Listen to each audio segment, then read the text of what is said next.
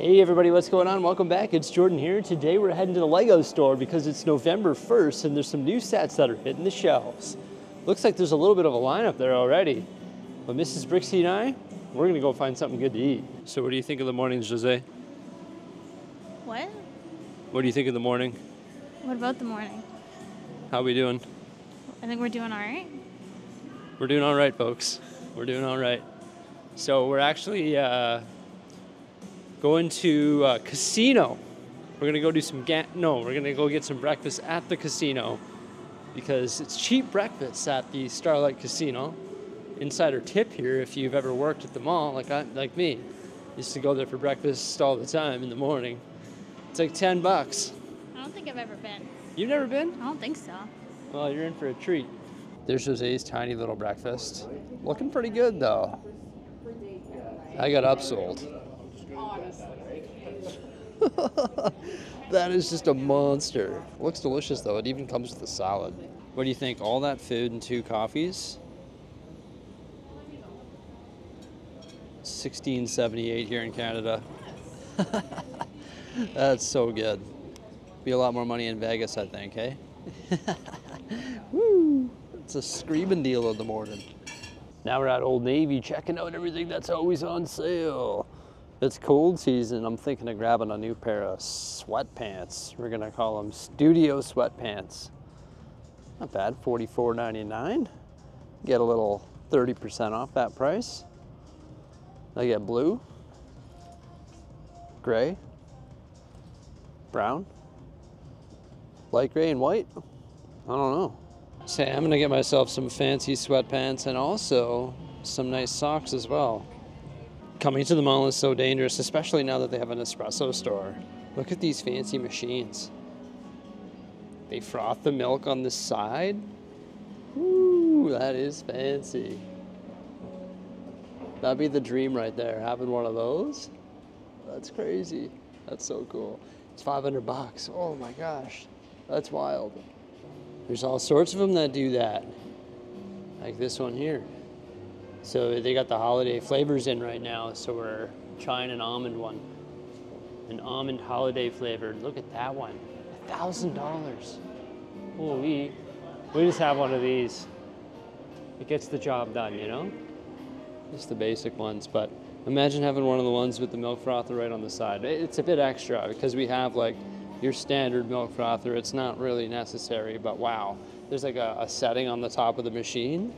See, it's got all the different buttons. So you can do like espresso or mochaccino, just hot milk. You can add hot foam. Holy, that is next level. Maybe one day that would be so cool.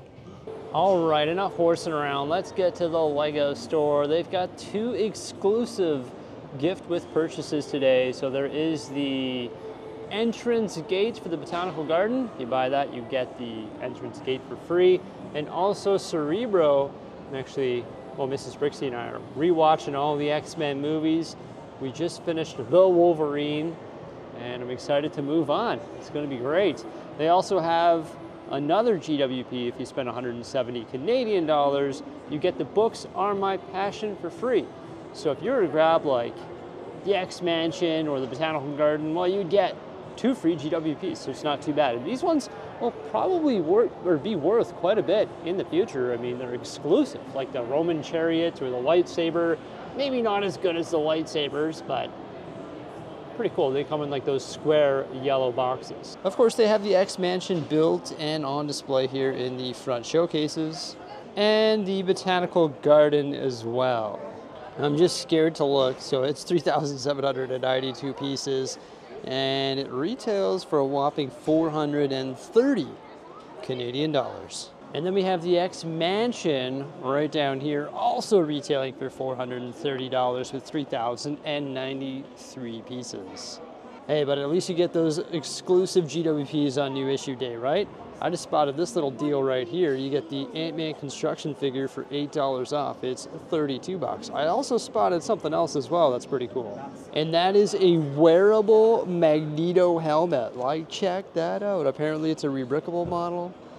That is so neat. He does like a bunch of different characters on rebrickable.com, but one of the staff members here actually built this and is wearing it on new issue day. That's so cool. Maybe we should build one.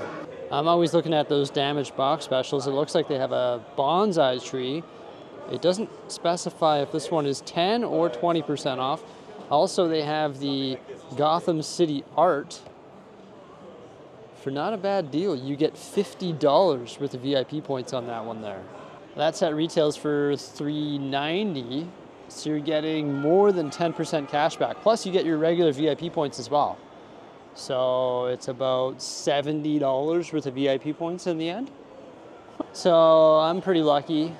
LEGO sent me both of those sets. That's the Botanical Garden and the X Mansion. So I'm not gonna pick up either of those, although I wouldn't mind getting those GWPs, but definitely don't need a second copy. Maybe a second copy of the X Mansion if I wanna up the size of it, but I haven't quite decided what I wanna do with that. I do have a lot of open space in the LEGO City right now, and that's what we're working on developing with all of those new road plates that we constructed just yesterday. And maybe the X Mansion could fit in there, but I feel like if I do put the X Mansion in the city, it should be sort of isolated on its own, surrounded by a forest of some sort, and that would look pretty cool. But I don't know if it should be like near the downtown core, and if I do put it in the city, I need to like double or even triple the size of it. So eventually I might need to substitute my own parts to do that, or get another set in general, but I don't think I'm in a rush to spend over $400 today at the LEGO store. So why did Mrs. Bricksie and I come to the LEGO store this morning? Well, for a delicious breakfast, and we also picked up our coffee subscription. And figured we may as well check out the LEGO store too. And I also wanted to come here to get some more of the 3x3 dark blue plates, but unfortunately it doesn't seem like they're gonna have any today, which isn't good because I need those for the water surrounding Ninjago. They do have the 4x6 regular blue plates, but not the dark blue ones. So that's sort of what we were hoping. And unfortunately, it does not seem that it's going to be the case, but they do have some glass windows and some leaf elements, all sorts of different plates in various colors, which are all really good and we use a lot of. But mainly what we needed were those dark blue plates. It just doesn't seem like they're gonna have any. I think we're gonna pack one box of like miscellaneous colored stuff and things that we need, such as 2x2 light bluish gray plates and 1x4 black plate for the water around Ninjago. But beyond that, I genuinely think we're not gonna get anything else today from the LEGO store. With that said, our vlog does not end here because we are going to go to the studio today and continue working on the LEGO City. I am eyeing up this LEGO City set right here though, with the baby silverback gorilla and the two giant molded silverback gorillas. That is pretty cool. $130 for that set, and it comes with the giant helicopter. I think I would be better off seeing if those specific animal, like the animal pieces, come on bricks and pieces and just order those individually rather than buying a $130 helicopter, which we don't really need. All right, I sort of lied, everybody. The pirate made me do it. Actually, no, it was Mrs. Bricksie that made me do it. We got one of these though. It was on sale for $80. I think that was, what, 20% off? Also, another BAM box, a PAB box, another one of these sets, and I don't know, just whenever I need to round up my purchase, I always just grab a little micro fighter with the Captain Rex, just because it's such a cool figure. And I figure that in the future, having a few of those stashed aside wouldn't be the end of the world. And then we got the free GWP. Did I need to do that? No, probably not. But now Mrs. Bricksie and I have overstayed our welcome here at West Edmonton Mall, and we are going to head to the studio and continue working on the LEGO City. Alrighty then, look at that view. I don't know if the camera does a good job of picking up that view there. I think it's pretty sweet. Why do I like LEGO City roads and canals and walkways and such? Well, that's because it just allows you to see the buildings. You know what I mean? If we have the road right here and the road going that way, it just provides a nice gap between things like the Central Park and the building. etc. That's why I like having roads in my Lego city, and that's why I always create my Lego city based around roads. And whenever I come up with a new layout or work on developing a certain section of the layout, the first thing that I develop is the roads. For example, I built this rectangular layout here yesterday, and there was some comments saying, why do you need so many roads? Why don't you just have one road go this way toward the tunnel and have it proceed this way and have it do a loop by the amusement park, and then the rest can be open for buildings? But I don't know how to visualize what a city would look like if, for example, there was a road that went straight through toward the tunnel, straight this way, did a loop, and then double back, because then we would have 1, 2, 3, 4 by 1, 2, 3, 4, 5, 6, 7 of just open space. How do you group a conglomerate of modular buildings in this area and ensure that you can actually see all of those modular buildings? I guess like 8 stud walkways, maybe that's what's planned there. But a lot of people tell me to get rid of the roads and say that I'm using too much, I'm allocating too much space to roads. But if I remove the roads, how do I go about spacing these buildings and making sure that they all are presentable? Do you know what I mean? I think it's give and take. Someone did say that maybe what we should do is not have the roads right up here against the train track, but rather you should have buildings facing this way and have the backs of the buildings toward the train track. I've done that with other layouts in the past, but the problem is with that is then you're looking at the backs of buildings. And I don't really like looking at the backs of buildings. I like getting that nice street view. For example, if there was a back of a building here, your primary viewpoint would be the back of a building. And in order to see the front of it, you'd be like hopping over and looking in like that. And I don't think that's optimal. I've tried a lot of different layouts in the past, and I'm always willing to try new things. And I'm always willing to try different layouts. As you know, I changed my layout more than I changed my shirt. But I just can't visualize how you can get a nice city street view or a nice city layout without having roads. It's always been my opinion, and that's just how I build my cities. But why don't we try a different configuration in this area? When I was filming yesterday's video, I did mention that I was willing to try an angled road, and I could potentially do that right there where that Lego truck is. I would just have to switch up the position of the Monster Fighter's haunted house and this T intersection. Also, I could very easily bring this road in one base plate so that we could have base plates right there, which could be future modulars facing inward toward the road.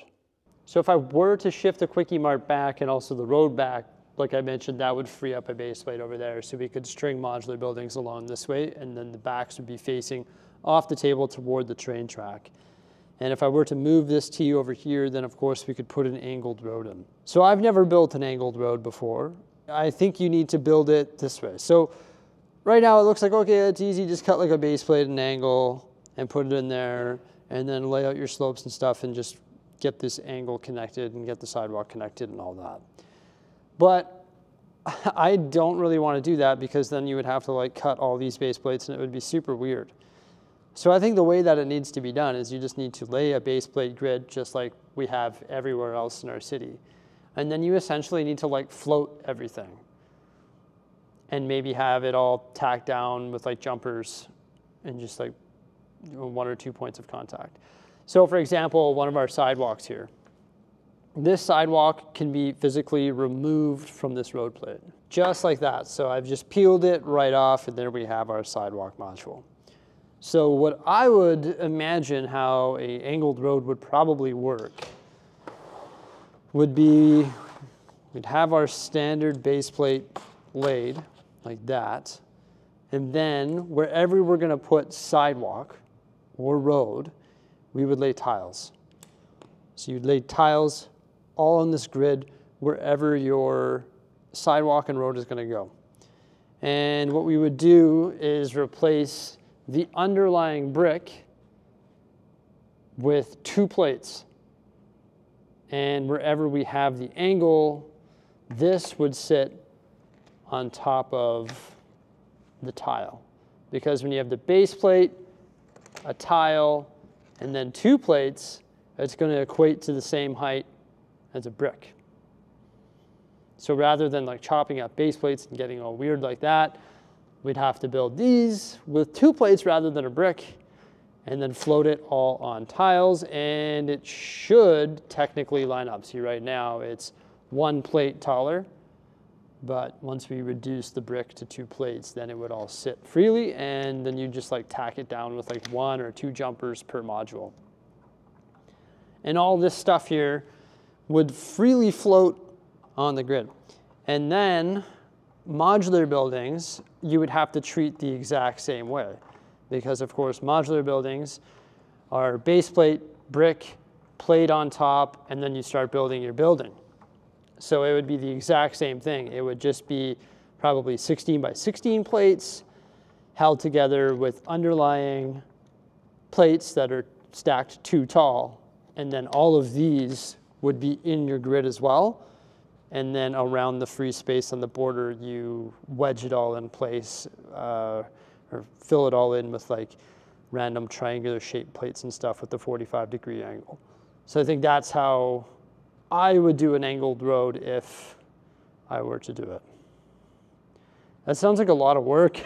What do you think, Mrs. Bricksie? Oh my, she's like, come on, don't do that. Don't do that. See, I know how to do it. I know that's how you would do it, in my opinion. You're not going to start chopping up base plates. That's not the Lego way. You'd have to just work out the math so it lines up with your standard Mills plate stuff and free float it all on the base plates with tiles and plates. That's just the way it would go down. But if I were to take these roads and we were to put them here, that's our corner, and do like a 45-degree angle like that. So free float all this stuff on the grid so that we still have studs covering the entire surface. I think that's essential. So we'd still have studs everywhere, but all this would be free floating. If we were to do that, well, then we could have buildings at an angle this way and buildings on an angle that way. It would reduce the overall amount of space that we could use for a city, but it would be nice to have an angled road. I mean, if we truly wanted to, we could do an angled road starting way over there, and we could put an angled road all the way through and then have a loop, and it would just be like angled road, loop, and then connecting to the tunnel at another angle as well. But all of it, and if I were to do it, I'm not going to start chopping up stuff. It would have to be free floating, which is insane to think. Like the amount of meticulous crafting that would take would be insane. Would it be worth it in the end? You'd have reduced space for modular buildings. You would have a really neat angle. Maybe it would be worth it to try it out in one area. I don't know if I want to try it out today, but we definitely could. I know I have the know-how on how to do it. It's just a matter of, do I want to do that? Because technically these road extenders, this would be a good representation of the free floatingness that I'm talking about, because technically these road extenders don't need to be tacked down. If I remove this, of course it's not going to cooperate, but this is just free floating there. It doesn't need this. That would still be at the same height. So everything would be sort of free floating like that. Well, we built some more roads. We've got a half straight, a T, it's going to go by the gas station, a curve, another curve, and another curve. Let's see where that gets us. What it does is it completes this circuit around the Quickie Mart, and it also connects to this tunnel now. Now there is a pretty harsh corner right there in front of the gas station. I wouldn't mind modifying that with some more curved plates just so it's completely round, and then modify this corner as well just to soften it up. Not a huge change there, fairly straightforward to do that. Just gotta mess around with some of the plate work. And then we've got this road that comes out this way, and that leaves 9 base plates open right here. So there you go, there's no road there. So I think that's sort of that concept. Now we're gonna have some modular buildings facing the back side of the train there, and then we're gonna have an area where we can try no road with 9 buildings all together, or 6 buildings with a walkway in the middle so we can actually see them. Maybe it's like buildings this way, buildings that way, and then a nice walkway in the center with like a big tree and lamps and vegetation and all that different type of stuff. But we'll have to cross that bridge when we get there, because I want to work on a pull-in or a loop for the drop-off point for the Bricksie land entrance here. So I've got all these base plates laid out here, 32 by 32s, 16 by 32, and then a 48 by 48 here, actually 3 of them. So I could have the loop come all the way around, but then it's just more and more roads. So what I'm thinking is, why don't we just build the pull-in right here on this single plate, and we can build it as a P. So it'll essentially come straight and then a loop like that, and we can put something in the center, like a tree or something, and then we can continue the sidewalk all the way around. So it's like a nice little drop off. I don't think I want to dedicate like a massive parking lot to the amusement park. I know that's the reality is how it would be at a big amusement park, but I don't think it's necessary. So I'm thinking the P drop off will be pretty cool. But back to the angled road idea, like you can see, if I put an angled road in here, it's going to gobble up a lot of space that we could dedicate to like a nice shopping district with a walkway through the middle. Like, it's not going to give us the space so that we can do things like that. In my opinion, at least. These are all just my thoughts, right? Like, you got to remember that I'm building the city that I enjoy building, and also the city that I'm passionate about. And I mean, that's the thing about Lego, right? Is anyone can do anything that they want in their own particular city, but I just enjoy doing the things that in the ways that I've been doing them. I think in the end, it works out quite nicely. I know it is sort of a grid. That's sort of how my city is built here. Like Edmonton is more of like a grid with street numbers and avenues that literally go like 170th Street, 169th Street, 168th Street. It's literally like built on a grid of avenues and streets. So that's sort of how my city is as well, avenues and streets, and then the unique angled roads and stuff like that are going to be more so in the countryside, where it's easier to get off that grid. And it doesn't matter if the road consumes more space because it's off the grid, because we've got a lot of different structures that are odd shapes and unique sizes and can sort of be plopped down anywhere within this countryside. But in the downtown core, I'm sort of sticking to that grid idea to maximize space. And just because it's what I've done in the past, it's worked in the past for me. And I think the end result of everything looks amazing. Like if we get an area like this with modular buildings facing each other, and you've got the nice like fountain or walkway between them in front of the amusement park, where we've got this P drop off, and then like a nice park entrance here with benches and vegetation and all that leading up to the actual entrance. I think that might look pretty grand and pretty cool in the end. Also, I fixed up the haunted house here. So I fixed up this tree, I fixed up this tree, I cleaned up everything because it was all fallen over and it was all looking terrible, and it used to be over there, and I thought maybe this would be a good position for it because you can sort of see it. It's nice and tall. It's not facing that way, but rather it's facing us. So now when you walk by, you can actually see it. There's also this random structure right here, which is Simon's house. I do plan on putting that over there with the residential buildings, but it's more so going to be like integrated into the countryside how it used to be. So this is not going to remain here.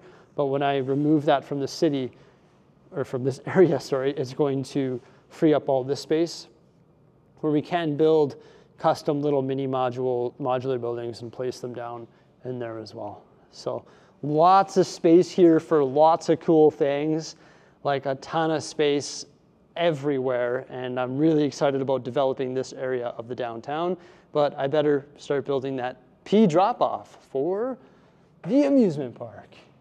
This right here is a 48 by 48 base plate. It's completely covered with the road plates, which are all tacked together on the underside using various colors of plate. And what we're going to do is pretty much create our sidewalk going around the entire perimeter. The road is going to connect right here, and then we've got 6 studs of sidewalk going all the way around, and in the corners we've got these triangular plates, And then we're going to fill all this stuff in with random colors, keeping our light gray to the exterior. So we've got the light gray curb. And then once we've got it all plated off, we can go through and just tile it like crazy. There is a like octagonal odd shaped plate that we have, and we're going to pop that in the center to create our planter. We actually ended up making our own like circular thing in the center here because we wanted the grass to be lower than the concrete that surrounds it, like the curb. So this can just be removed because it's just held in place by some 2x2 plates right in the center.